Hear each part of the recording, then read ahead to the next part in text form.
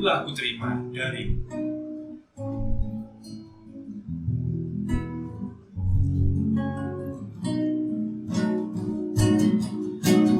Kasih yang sempurna telah ku terima darimu, bukan karena kebaikanmu, hanya oleh kasih karuniamu. Pulihkan aku, layarkanku untuk dapat memanggilmu Bapa. Kau beri aku bintang saat ku mencari, ku mendapatkan. Ku ketuk pintumu dan kau bukakan, sebab kau Bapakku, Bapa yang kekal. Takkan kau biarkan aku melangkah hanya sendirian. Kau selalu ada bagiku, sebab kau Bapakku, Bapa yang kekal. Oke, selamat malam Sobat Penpal. Balik lagi nih sama kita di podcast kita Sabar. Santai bersama Frater. Obrolan santai, gak bikin baper. Asik. Jos. Hari ini kita kedatangan orang spesial. Orang spesial nih ya. Spesial buat kayak martabak. Cuman gak manis. Manis kok. Manis kok. Kamu manis kok. Kenalin diri dulu. Pertama-tama siapa? Ya. Perkenalkan, gua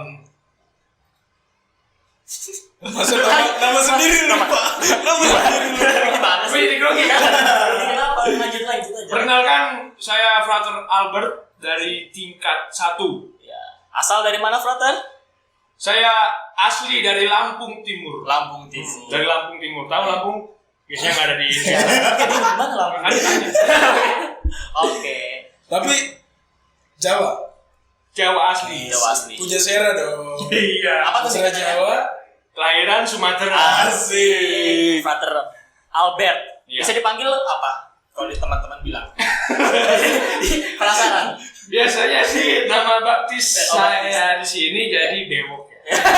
Jadi walaupun Bewoknya udah Udah di cukup ya, tetap dipanggil kayak udah Bewok. mendarah daging gitu. Mendarah daging. Tapi ada nama imutnya dong, Bro. Apa tuh? Ewok. Oke. Tapi malam ini selain tamunya spesial, Iya, betul. orang-orangnya spesial, Brother Albert atau Bewok ini, aka Bewok spesial. Jadi pembahasan malam ini juga harus sespesial tamunya. Oh iya, Asik. Spesial. harus spesial ya Frater Bewok. Oh iya, betul sekali.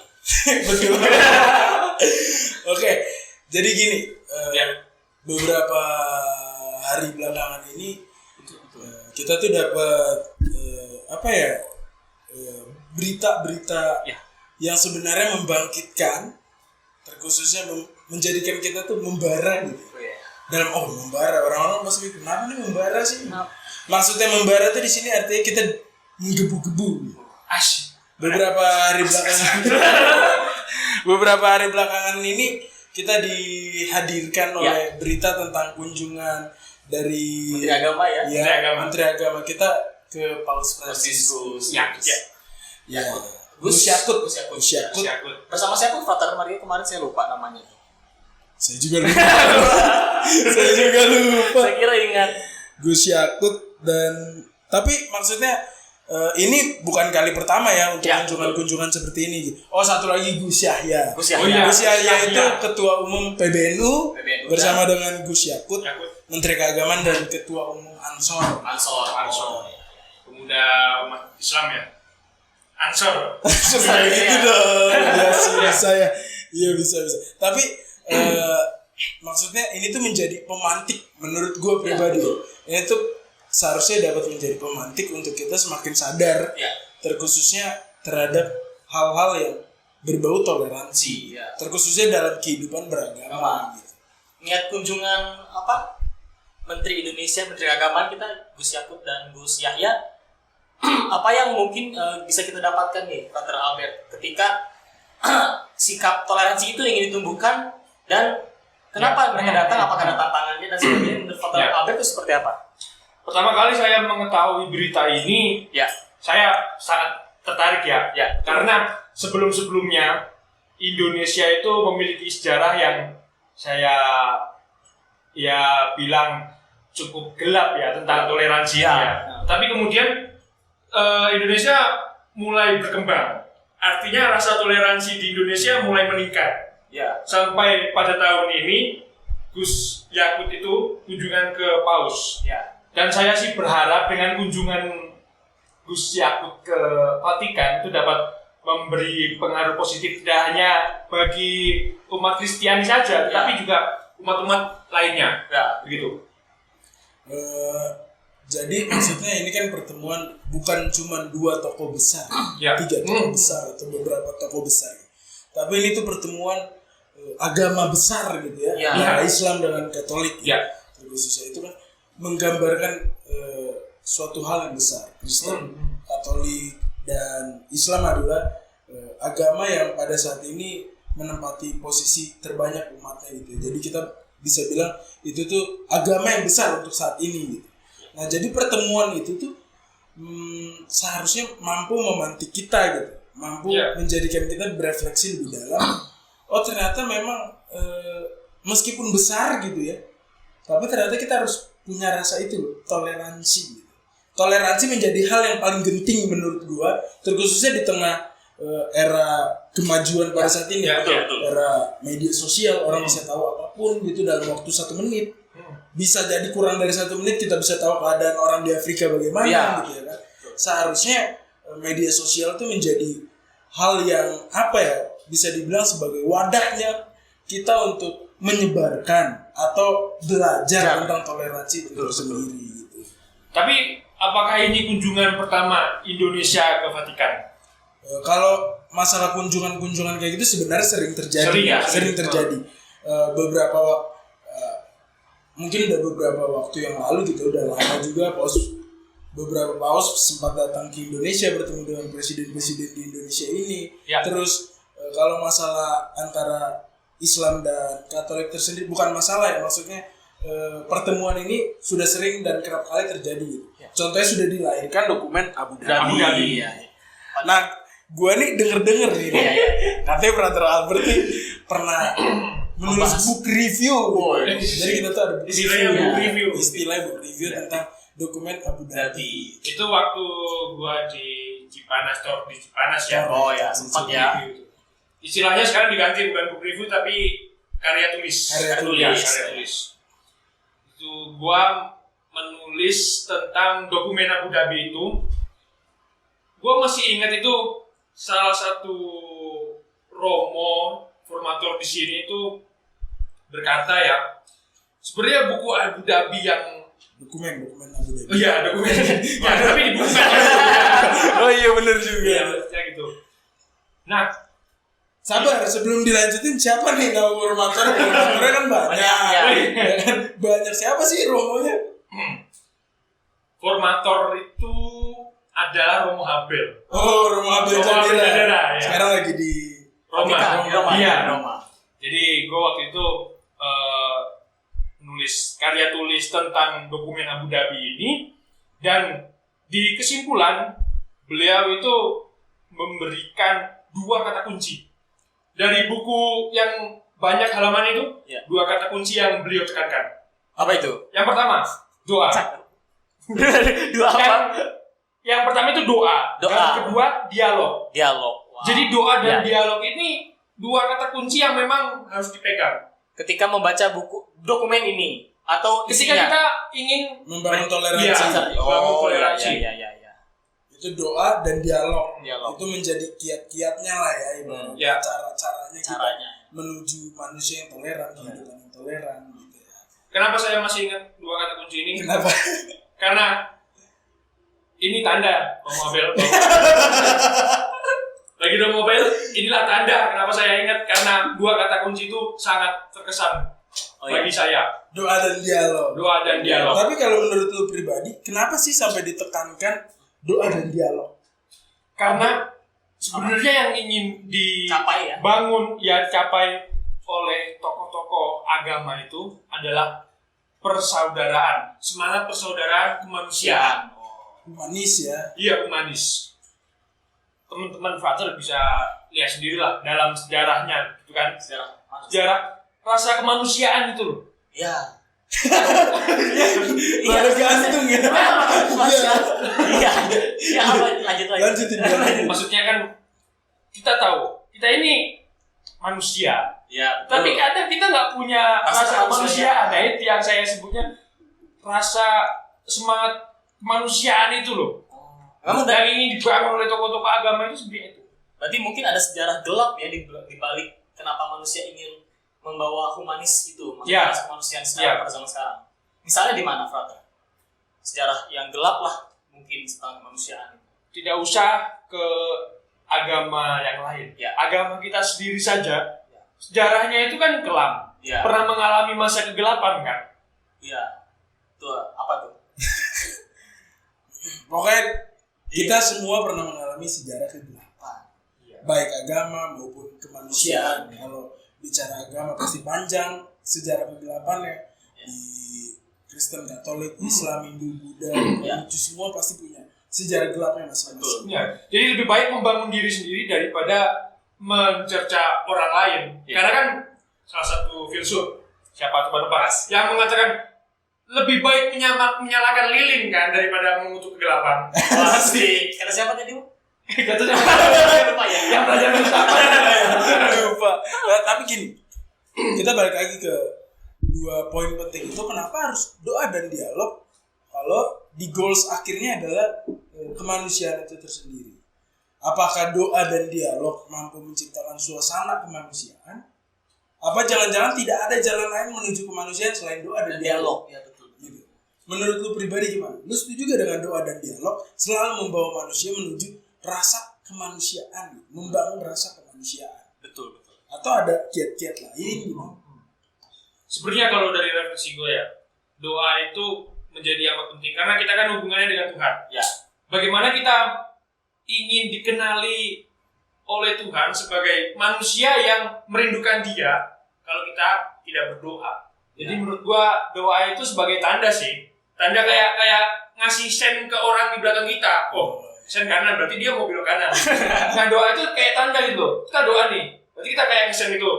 Biar kita itu dikenali oleh Tuhan bahwa kita itu sungguh benar-benar bahwa kita itu benar-benar merindukan Dia. Ya, betul. Dan kenapa dialog?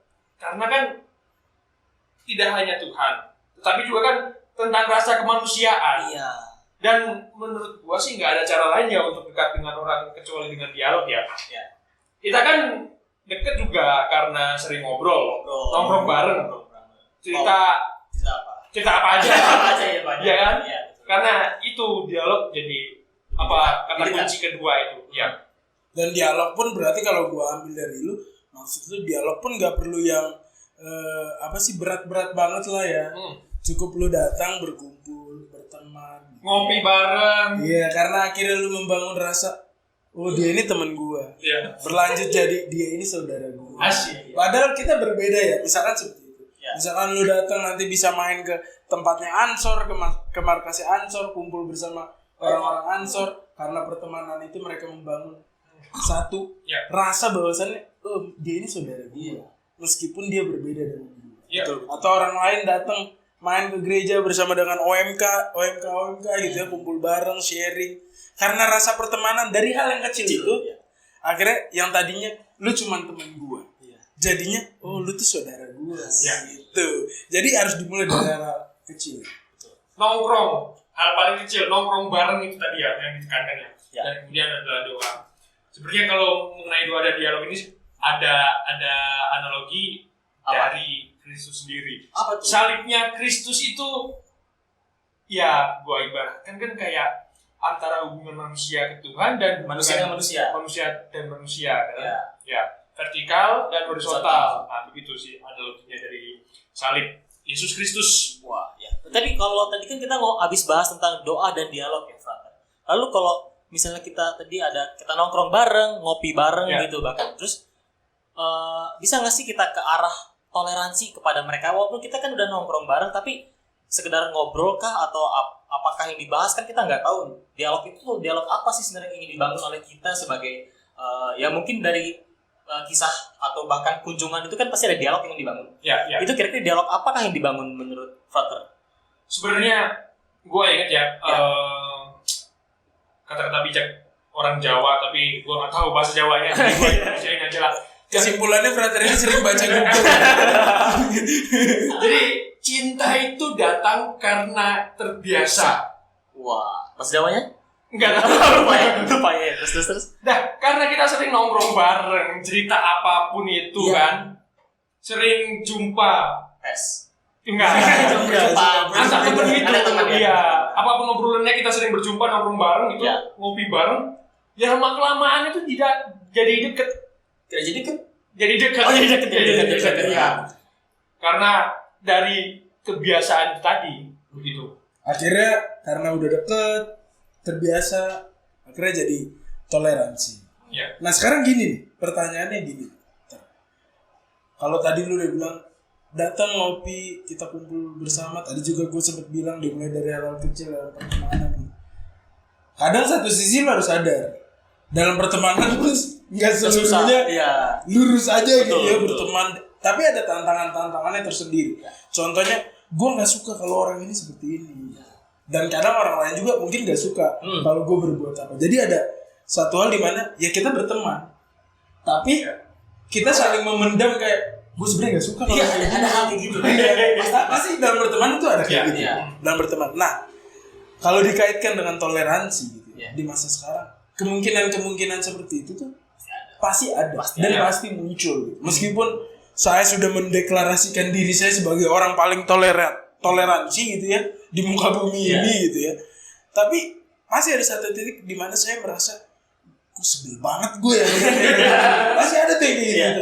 Nah, menurut lu itu kenapa sih sebenarnya itu tuh kenapa?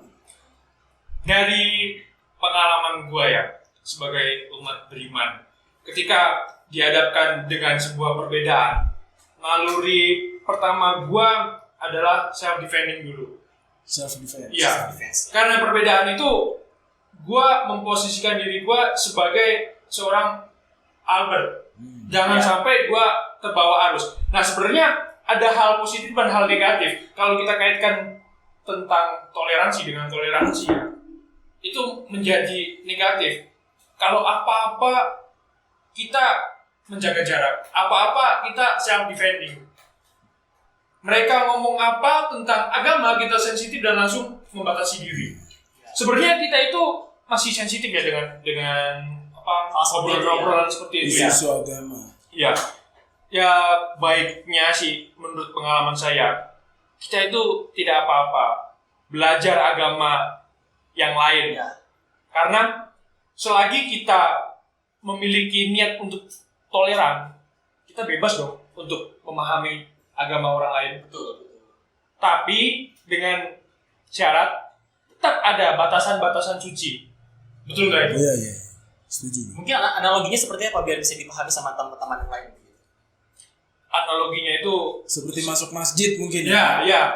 Kalau bagi umat Islam itu kan ada masjid, ada batas suci. Di mana kita boleh memakai sendal sebelum batas suci. Tapi sudah batas suci, itu saatnya kita berdoa dan kita tidak boleh memakai sendal. Nah, menurut saya seperti itu sih bagaimana kita bersikap toleransi. Ada kalanya kita itu memahami agama yang lain, tetapi tetap diingat bahwa ada batas-batas suci tadi itu. Betul. Berarti toleransi nggak membuat lo menjadi orang yang kebablasan. Gitu intinya ya. Bukan toleransi yang kebablasan dalam arti ada batas-batas tertentu yang lu harus memang benar-benar kuat di situ gitu ya. Kuatnya dalam arti kalau tadi bewok ada batas suci lu masuk situ gitu. Dan itu tuh kalau lu udah tahu itu jangan dilewatin. Kalau udah seperti itu lu nggak boleh lewatin. Dan lu harus tahu diri gitu ya. Kalau lu masuk ke situ, ya lu salah. Gitu.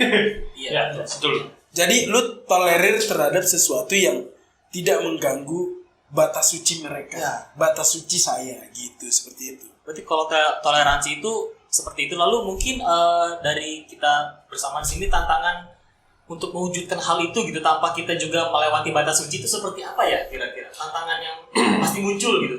Tantangan dari saya satu hal. Apa itu? Kita mau menerima dulu. Pertama menerima sulit karena itu gerbang awal. Kalau kita mau bersikap toleransi tanpa menerima itu bullshit lah bagiku. Ya. Kosong. Oke. Tadi kan kita udah berbicara tentang tantangan. Yang pertama kan kita sulit untuk terbuka pada orang lain. Tantangan itu. Sulit memahami. Lalu mungkin pesan-pesan konkret atau pesan-pesan yang mungkin kita bisa sampaikan kepada teman-teman di rumah berkaitan dengan toleransi itu apa sih gitu. Dan mungkin langkah apa yang perlu kita ambil dalam mewujudkan hal itu. Mungkin dari Father Albert bisa menyampaikan sesuatu. Kita memahami itu jangan sampai salah. Memahami kesatuan itu jangan sampai salah. Paham kesatuan bukan paham kesatuan. Artinya apa? Bukan kita ini beragam, tapi bukan untuk diseragamkan. Diseragamkan. Ya.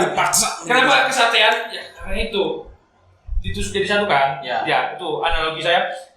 Jadi jangan ditusuk jadi satu. Karena kita tuh beragam bukan untuk diseragamkan. Kalau ditusuk jadi satu bukannya kesatuan malah kesatuan. Akhirnya malah darah ya. Oh iya. Kita ditusuk. Berarti kan jadinya nggak toleran dong kalau begitu ya. Ya, mungkin dari situ. Terus jangan sampai lu maksain iman dan kepercayaan lu pada orang lain gitu. Saya percaya ini, Anda harus percaya. Tidak boleh. Itu tidak boleh. Tapi karena caranya harus apa ya? Ya dia kayak tadi kayak harus sering kali ngobrol biar lama-lama kayak oh iya gitu ya. Bagimu agamamu, bagiku agamaku gitu. Oke teman-teman, kita udah sampai di penghujung diskusi bersama dengan ini Frater Albert, tamu spesial dan obrolan yang spesial. Terutama mengenai toleransi, harmoni, bagaimana hidup yang harmonis harus dibangun gitu ya. Melalui dialog, keterbukaan, lalu juga mengenal satu sama lain.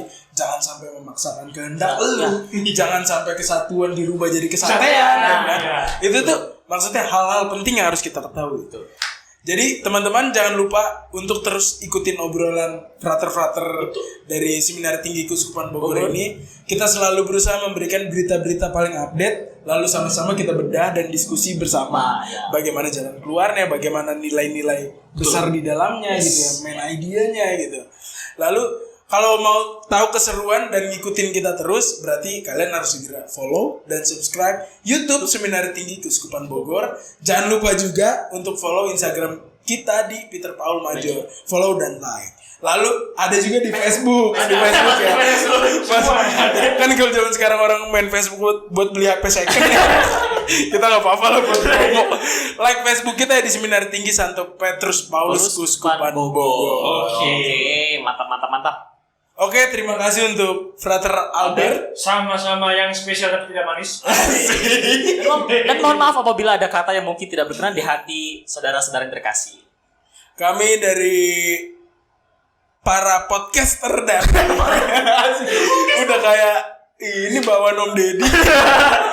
Kita dari teman-teman yang hadir di sini mengucapkan terima kasih atas partisipasi semua orang yang sudah mau menonton dan selalu mengikuti kegiatan kami. Sampai jumpa.